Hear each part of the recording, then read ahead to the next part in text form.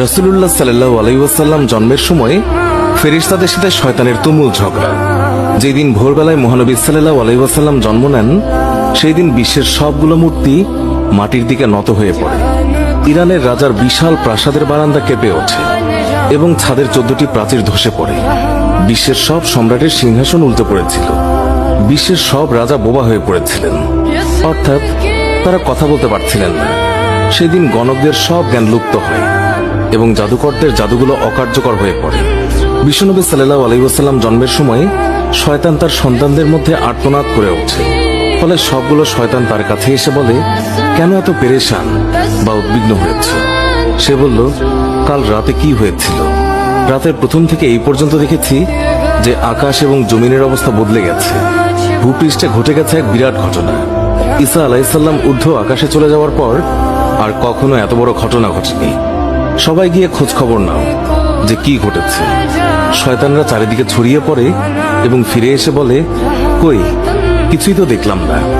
বড় শয়তান বা শয়তানের নেতা তখন বলল, এই বিষয়ে খোঁজ খবর নেওয়া আমাদের কাজ। আর তারপর সে পবিত্র মক্কার কাবাঘর সংলগ্ন অঞ্চলে আসলো।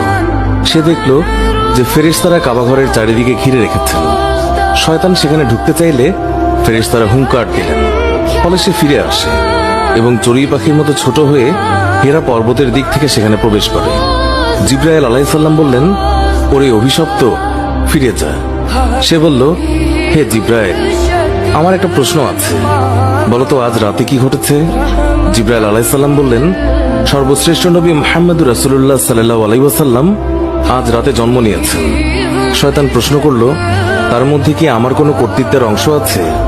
সে তথা ইবলিস বা শয়তান আবার প্রশ্ন করল, তার উম্মতের মধ্যে কি আমার কোনো অংশ আছে? জিবরাইল আলাইহিস সালাম বললেন, হ্যাঁ। ইবলিস বলল, আমি সন্তুষ্ট হলাম।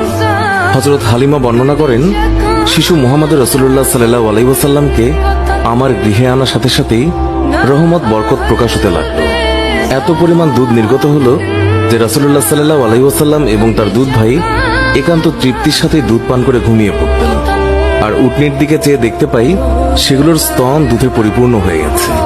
বিবি হালিমা বলেন, আমার স্বামী উটনির দুধ দহন করলেন এবং আমরা তৃপ্তির সাথে তা পান করে সারা রাত আরামে কাটালাম। দীর্ঘদিন পর এটাই প্রথম রাত্রি যাতে আমরা শান্তিতে ঘুমিয়ে পড়লাম। আমার স্বামী বললেন, হালিমা, তুমি খুবই ভাগ্যবান এক শিশু নিয়ে এসেছ।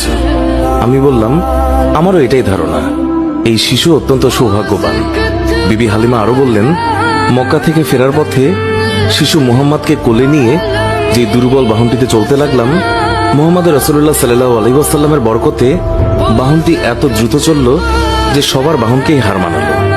আমার সাথী মহিলারা আশ্চর্য হয়ে বলতে লাগলো, এটা কি সেই দুর্বল সওয়ারি যার উপর আরোহণ করে তোমরা প্রথম এসেছিলে?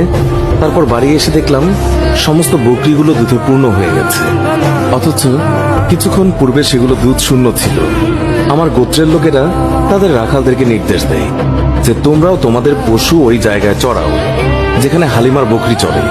কিন্তু তা তো চারণ ক্ষেত্রের বিশেষত্ব ছিল না, বরং গায়েবী মদদ এবং বরকতের মধ্যে তা নিহিত ছিল। তা ওই সমস্ত লোক কোথায় পাবে? এইভাবে আমরা প্রায় তার বরকতের ঘটনাবলী প্রত্যক্ষ করতাম। হযরত হালিমা বর্ণনা করেছেন, তিনি কখনো শিশু মুহাম্মদকে উলঙ্গ অবস্থায় রাখতেন না। সেই রূপ করলেই তিনি চিৎকার করে কাঁদতেন। যতক্ষণ পর্যন্ত তার শরীরের উপর চাদর টেনে না দেয়া হতো ততক্ষণ তিনি ক্রন্দন থামাতেন না। হালিমা বলেন, যেদিন থেকে আমি জানতে পারলাম শিশু মুহাম্মদ সাল্লাল্লাহু আলাইহি ওয়াসাল্লাম উলঙ্গ থাকতে পছন্দ করেন না, সেই দিন থেকে আর কখনো তাকে উলঙ্গ রাখেনি। তার দেহ আবৃত করে রাখার জন্য সর্বদাই সজাগ থাকতাম। হযরত আব্বাস বিন আব্দুল মুত্তালিব রাদিয়াল্লাহু তাআলা আনহু বর্ণনা করেছেন, তিনি রাসূলুল্লাহ সাল্লাল্লাহু আলাইহি ওয়াসাল্লামকে বলেছেন, আপনার নবুয়তের একটি মাত্র নিদর্শন ছিল আমার ইসলাম গ্রহণের।